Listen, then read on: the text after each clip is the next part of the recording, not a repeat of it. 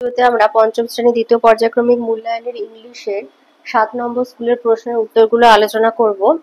সিনের একের দাগেরটা দিয়েছে মাই স্কুল ডেজ থেকে, বলছে Ballygunge government high school was on the eastern side of the Beltala road police station. Ballygunge government high school ছিল Beltala road police স্টেশনের পূর্ব দিকে। The southern part of the school was our playground. দক্ষিণের অংশটা ছিল আমাদের খেলার মাঠ। It was surrounded by a lofty wall. এটা বেশ উঁচু পাঁচিল দিয়ে ঘেরা ছিল। ওয়েন সিন ফ্রম অ্যাবাভ, ওপর থেকে দেখলে, the school looked like English letter T.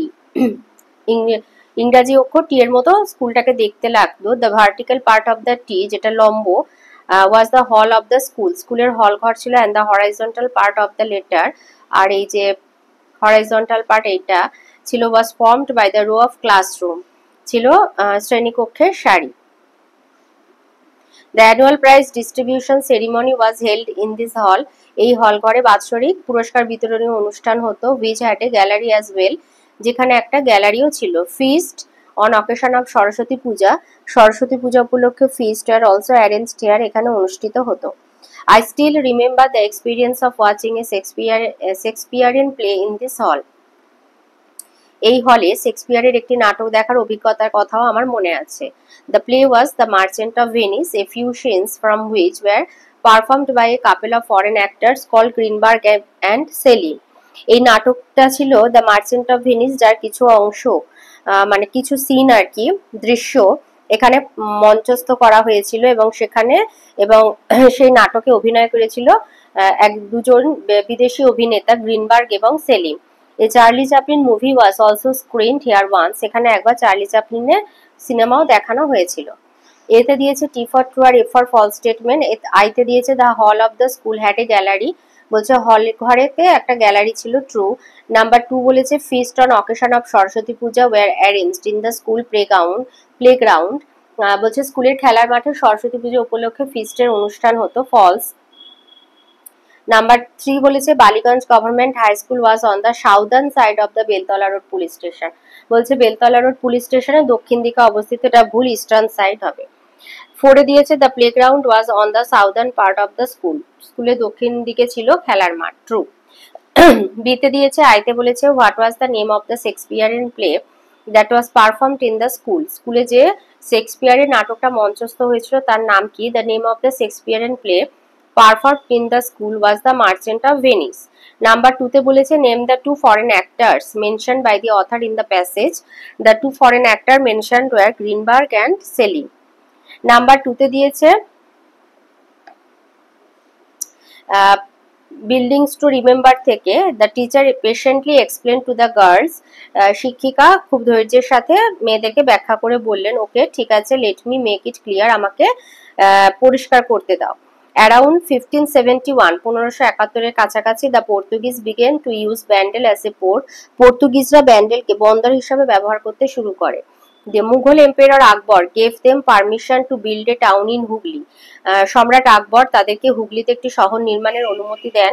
In 1579, 1579-তে the Portuguese build a port on the banks of the Hooghly, তো 1579-তে পর্তুগিজরা হুগলি নদীর তীরে একটা বন্দর নির্মাণ করে। They called over Augustinian monk from Goa, Goa থেকে আগাস্টানিয়ান মঙ্ক মানে সন্ন্যাসীদের ডেকে নিয়ে আসা হয়, to build a church at Bandel in 1599, 1599 ব্যান্ডেলে একটা গির্জা স্থাপনের জন্য গোয়া থেকে আগাস্টানিয়ান সন্ন্যাসীদের ডেকে নিয়ে আসা হয়।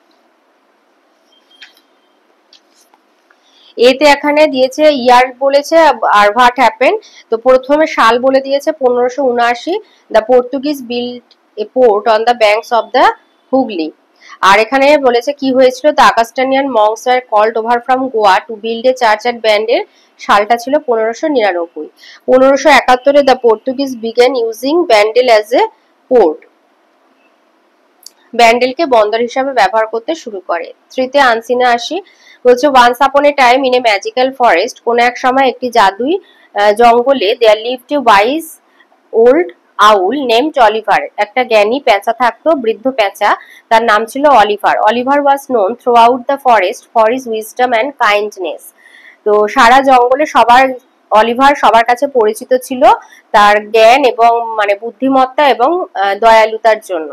One day a young rabbit named Rosie একটা ছোট্ট র্যাবিট রোজি নামের কেম টু অলিভার, অলিভারের কাছে আসে সিকিং অ্যাডভাইস, উপদেশ নিতে। Rosie was feeling lost and unsure of what path to take in her life.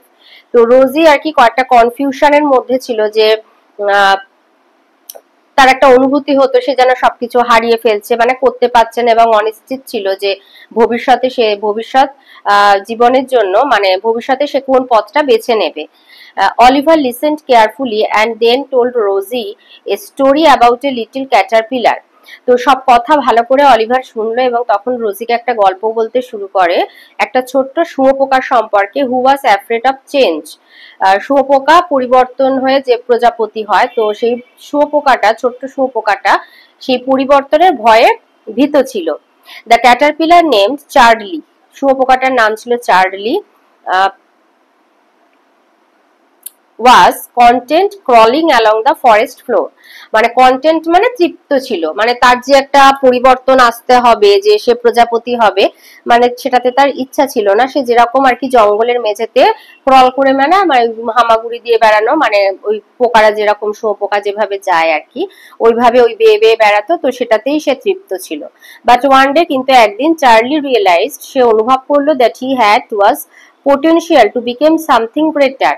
তো এই করতে করতে পোটেনশিয়াল মানে ক্ষমতা আছে, যে সামথিং গ্রেটার মানে ও যেভাবে হেঁটে চলে বেড়াচ্ছে বা যা করছে তার থেকে আরেকটু বেশি ভালো কিছু করার ক্ষমতা তার আছে। আ বিউটিফুল বাটারফ্লাই, তার ফলে হলো সে হয়ে গেল একটা সুন্দর প্রজাপতি। হাউএভার, যদিও he was scared of the unknown and worried about living his comfortable life behind. He was scared মানে ভীত ছিল, of the unknown অজানা, and worried মানে চিন্তিত ছিল, about living his comfortable life behind মানে এই যে একটা নিশ্চিন্ত জীবন যাপন সে করছিল সেটা পেছনে ফেলে এগিয়ে যাওয়ার জন্য সময় তার মনে একটা ভয়ও কাজ করছিল। তো এতে বলেছে চুজ দ্য কারেক্ট অল্টারনেটিভ। আইতে বলেছে the name of wise old owl was Oliver. Number 2, Oliver told Rosie a story about a caterpillar. বিতে আছে কমপ্লিট করতে হবে। আইতে বলেছে one day Charlie realised that he had the potential to become a beautiful butterfly. Number 2, Oliver was known for his wisdom and kindness. 3, Rosie was feeling lost and unsure of what path to take in her life.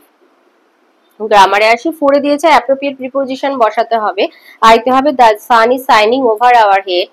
Number 2, I go to school everyday. 5 এ দিয়েছে rewrite করতে হবে short ফর্মে, contracted ফর্মে লিখতে। তো we will এইভাবে লিখবে, গো টু আওয়ার হাউস। আর এটা হবে you should not, shouldn't, shouldn't হবে be a lazy person. 6 A do as directed, এখানে দিয়েছে correct form of the verb. তো এখানে will be doing my homework at that time.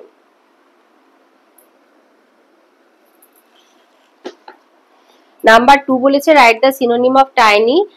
Tiny synonym মানে সমার্থক, স্মল অর লিটিল। 3 তে দিয়েছে translate করতে হবে, ছাত্ররা আমাদের দেশের ভবিষ্যৎ, students are the future of our country. 4 এ পাংচুয়েশন করতে হবে, তো এই আইটা বড় হাতের হবে, I want to go to Canada, Canada C বড় হাতের হবে, ওয়ান ডে ফুল স্টপ। 7 এ সিনোনিম লিখতে হবে আনসিন প্যাসেজ থেকে, আইতে আছে লুকিং ফর, সিকিং, আর নাম্বার 2 নলেজ হলো wisdom.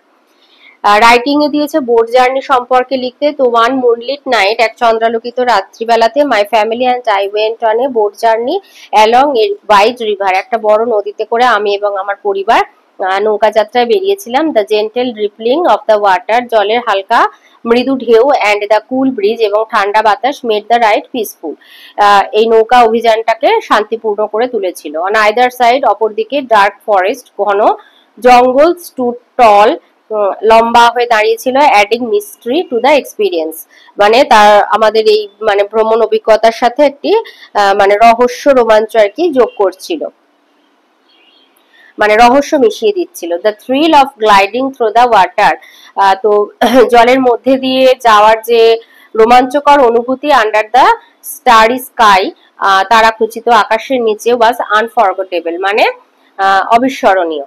It was a magical adventure that we all cherished, তো এটা ছিল একটা মানে মন্ত্রমুগ্ধকর একটা অভিযান যেটা আমাদেরকে সবাইকে আর কি খুবই খুশি করেছিল আর কি।